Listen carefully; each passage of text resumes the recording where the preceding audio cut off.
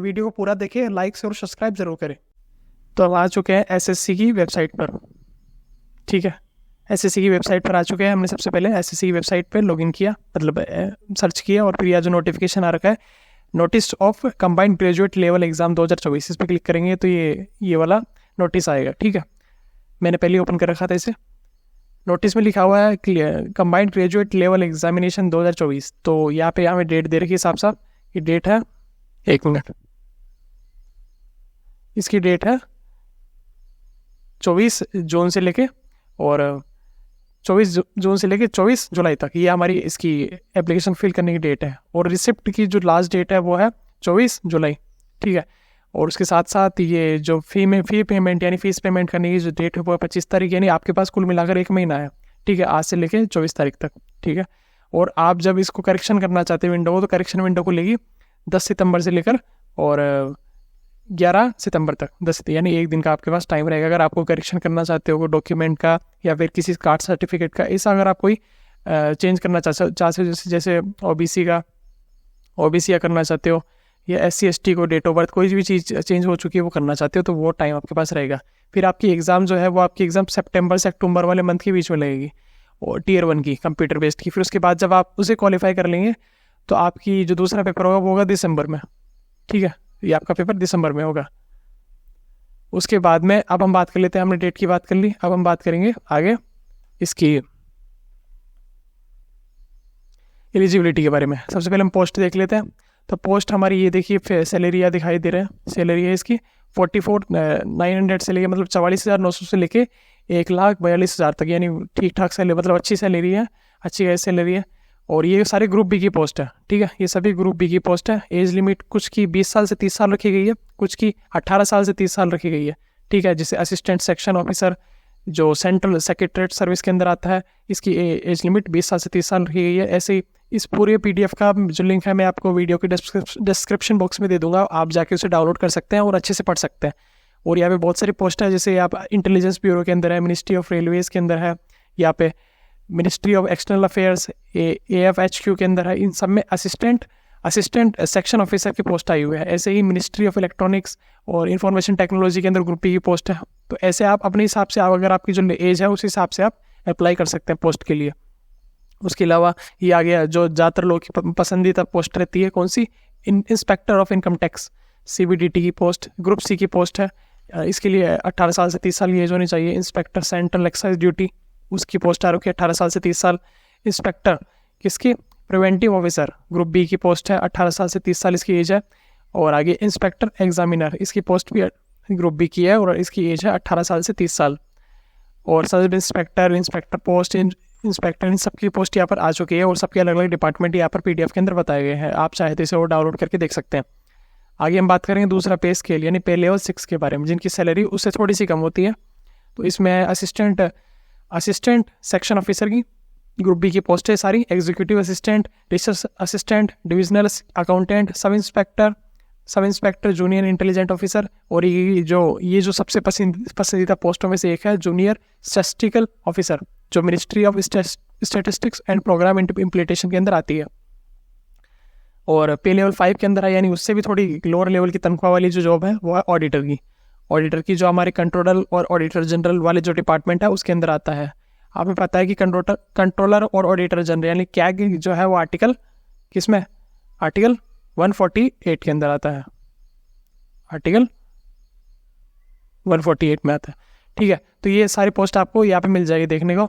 और आगे ये मतलब इस बार लगभग 17,000 के आसपास पोस्ट आई है, वैकेंसी आई है। तो ये बहुत ही भारी भरकम पोस्ट है। आप अच्छे से तैयारी करें एग्जाम सितंबर से अक्टूबर के बीच में, तो आपके पास अभी कुल मिलाकर 2 महीने का टाइम है।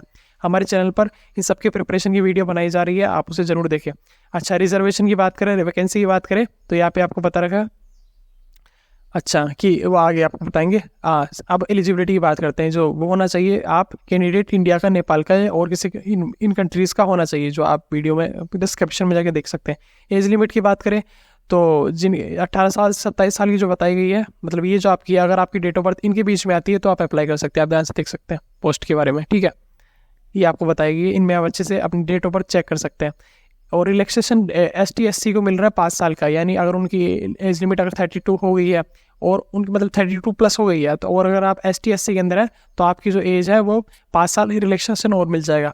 OBC वालों को इसके लिए 3 साल का मिल रहा है, और PWBD को यानी अनरिजर्व कैटेगरी को 10 साल का, OBC वालों को PWBD के अंदर 13 साल का, और SC ST PWBD के अंदर 15 साल का रिलैक्सेशन मिल रहा है। एक्स सर्विसमैन को 3 साल का, और डिफेंस पर्सोनल को 3 साल का, और डिफेंस पर्सोनल डिसेबल्ड को 8 साल का ये मिल रहा है रिलैक्सेशन।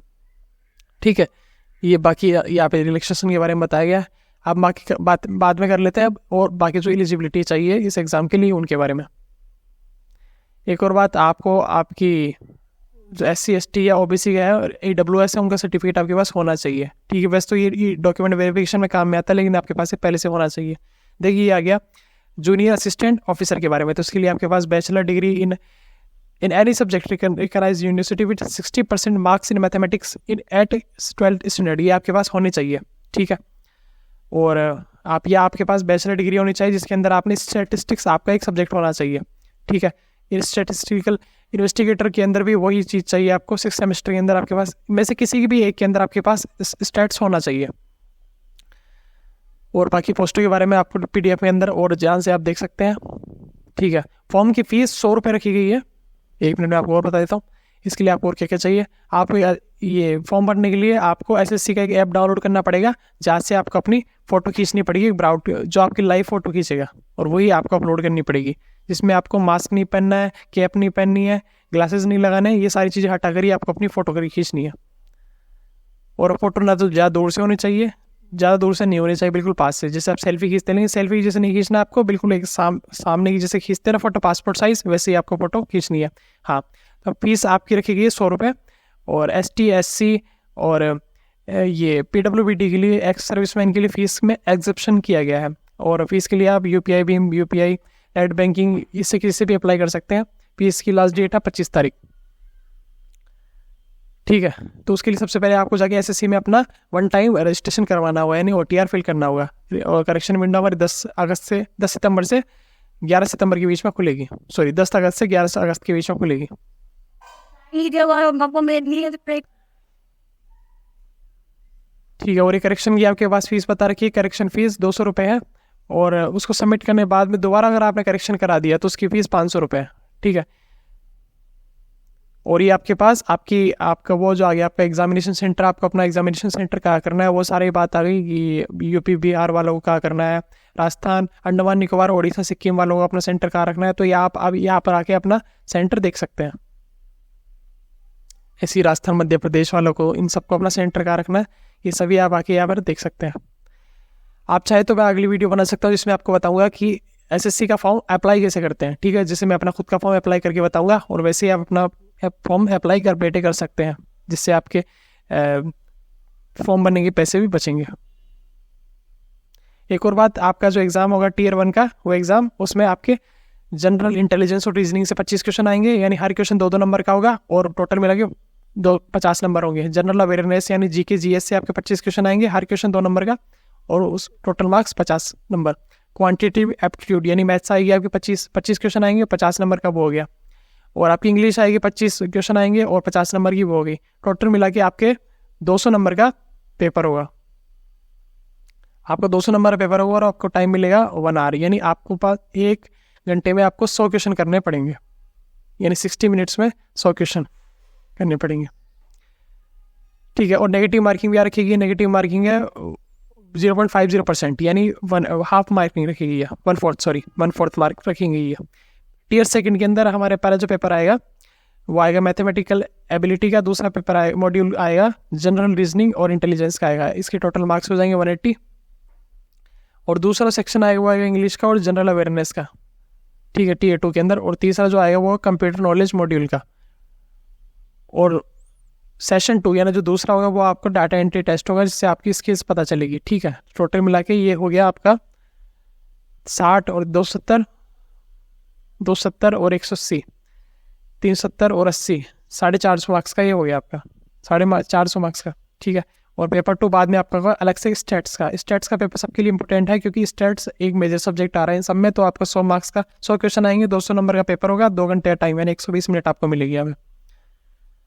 ठीक है, ये आपको बता रखा है। और अगर आपको अपना सिलेबस और डिटेल में जानना है तो आप इस PDF को और ज़्यादा डिटेल में देख सकते हैं। आपको डेटा एंट्री में क्या क्या पूछेगा या इसमें कौन कौन सा टेस्ट होगा, ये सारी बातें आपको यहाँ पर बताई जाएगी। जैसे क्वांटिटेटिव एप्टीट्यूड में क्या आएगा, परसेंटेज लॉस, डिस्काउंट, पार्टनरशिप, ये सारी चीज़ें आपको यहाँ पर पढ़नी पड़ेगी। ठीक है, तो वैसे जो मेन डिटेल है वो सारी हो चुकी है।